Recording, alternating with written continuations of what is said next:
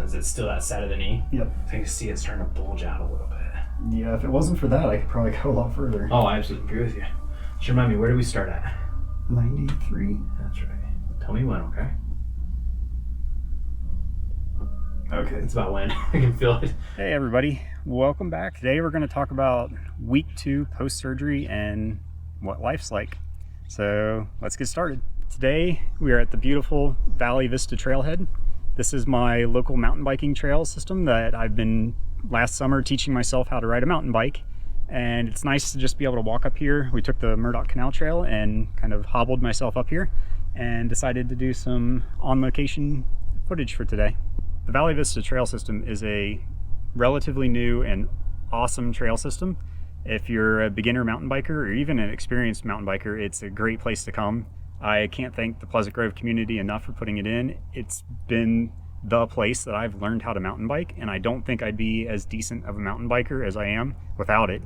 I have really enjoyed coming up here. It has a little bit of everything. It's got some really easy trails. It's got some little more advanced trails. The first time I rode these trails, there were 2 spots that I had to walk because I just didn't feel comfortable riding them yet.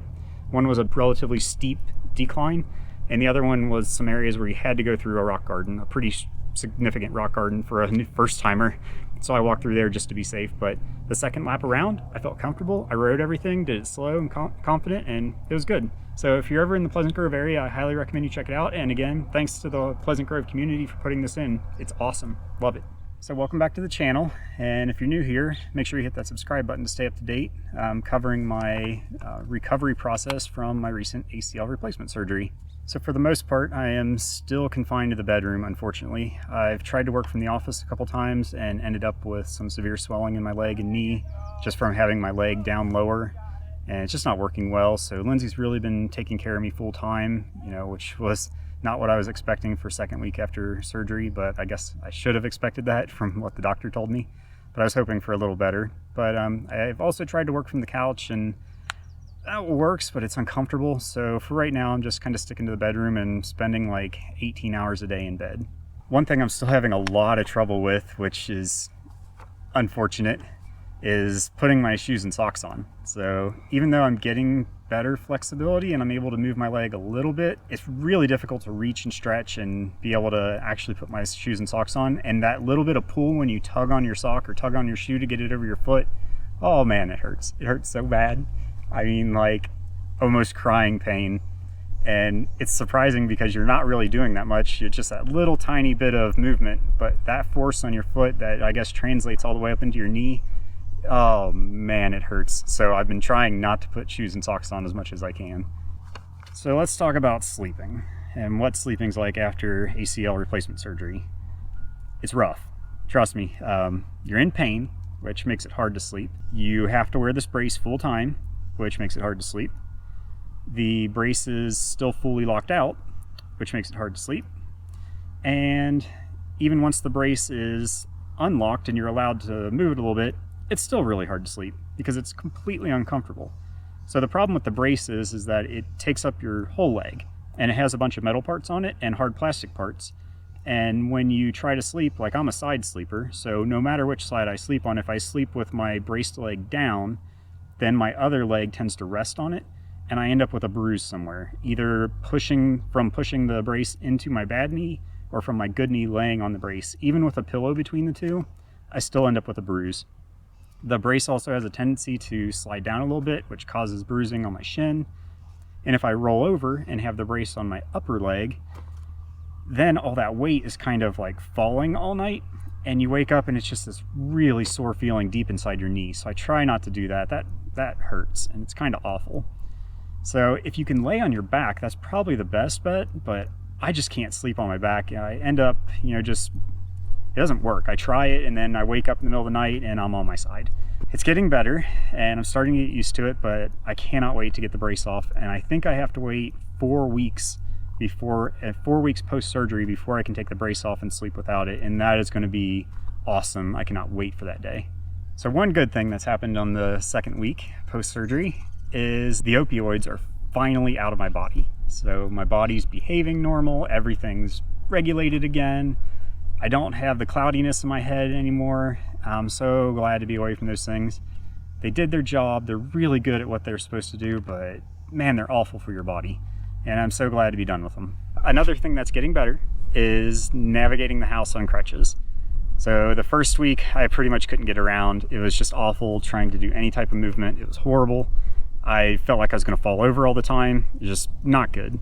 Now that my head's a little clearer and my body's kind of working a little bit again, I'm definitely able to move better, and I'm actually able to navigate all around the house, including going up and down stairs.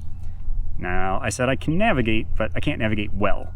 So especially the stairs. So our house is set up that the entire living area is up on the second floor, and we have to go up and down steps as soon as we enter our building, which makes it really difficult for me to get out of the house. So what I have to do to go down steps is actually slide down on my butt. I could possibly hop down the steps, but it's pretty dangerous. And since I'm not allowed to put any weight on the leg, I can't even use it as a support to brace myself for the next step. So safety concerns, I've decided I'm just going to slide down on my butt. Coming back up steps is also quite challenging, but not quite as hard. So I found that the way for me to do it, because of the side that our banister is on and the side of my leg that's injured, is I actually have to come up backwards. So what I end up doing is using one crutch and the banister and hopping up backwards up each step until I get to the top.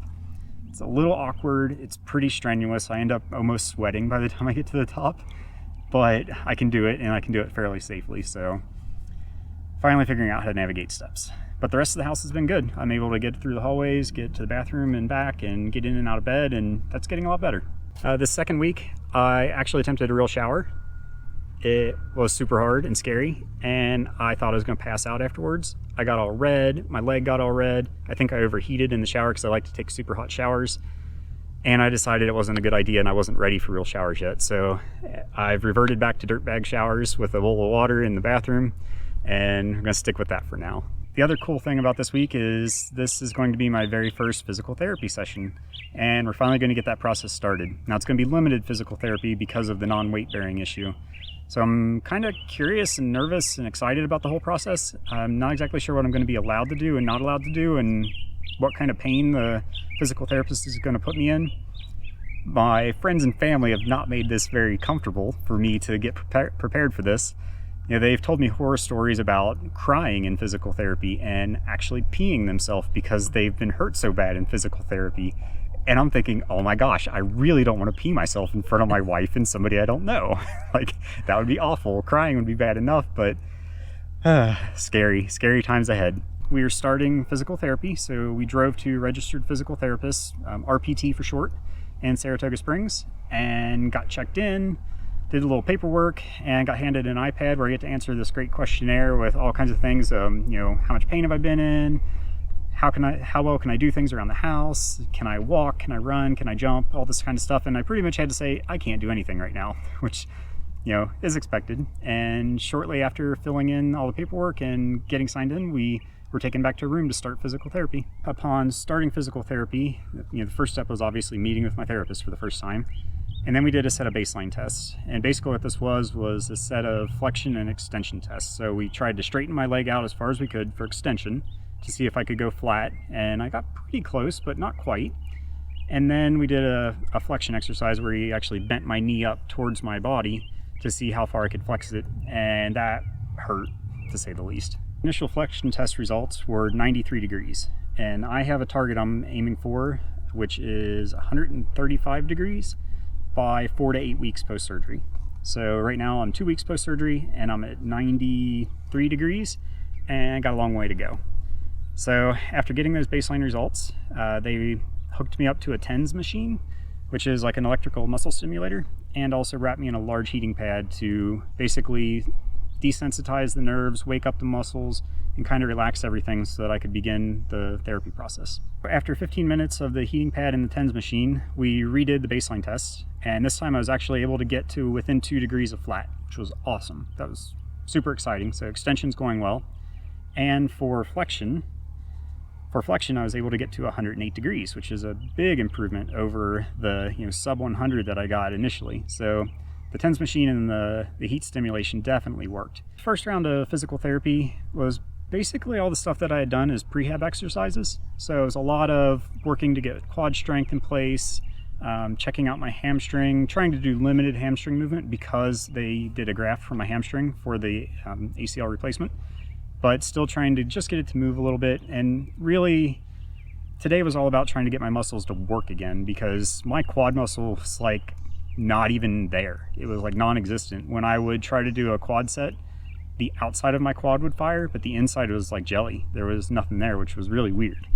And it caused a lot of pain. So I had quite a bit of fluid buildup in my knee from the surgery, and you could actually see this bulge of fluid shoot out the side of my knee when I was doing flexion tests. It was awful. It hurt really bad and didn't like it at all. The more that you work your leg, the more it has the ability to kind of push all that fluid out of your knee and allow your body to kind of recycle it back into your system. So we did the quad sets, we did straight leg raises, which were super hard. That first week of doing straight leg raises, I couldn't even lift my leg off the ground without being supported by the physical therapist. So he had to actually offload some of the weight by holding the ball of my foot and kind of helping me lift to kind of get over that initial lift off the table. And then once I was lifted, I could get moving again, but I did not have the muscle control or the strength to actually lift my leg from the table, which was just shocking to me. And I should have known that, but it was just scary. It's like scary not being able to control your muscles when you've been able to your whole life. And the last things that we did this day were a couple little hamstring exercises. So again, really limited to what we're gonna do with the hamstring because of the graft. So we did some little hamstring kicks and some hamstring sets just to try to move it a little bit, and very limited movement. Trust me, every little range of motion that I attempted to make using my hamstring hurt, and it wasn't like a dull pain or anything like some of the other pains I've been feeling. It was sharp. It felt like a bolt of electricity or like a knife.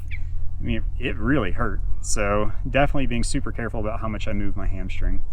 Okay, so that wraps up physical therapy. So once we did everything, we wrapped my leg up and headed back home. And that also wraps up the end of week 2. So I hope you enjoyed this video, and if you did, give it a thumbs up. We'd really appreciate it. And if you haven't yet subscribed, be sure to subscribe. We've got a lot more of my rehab process coming, and we hope to catch you next time. Thanks for watching.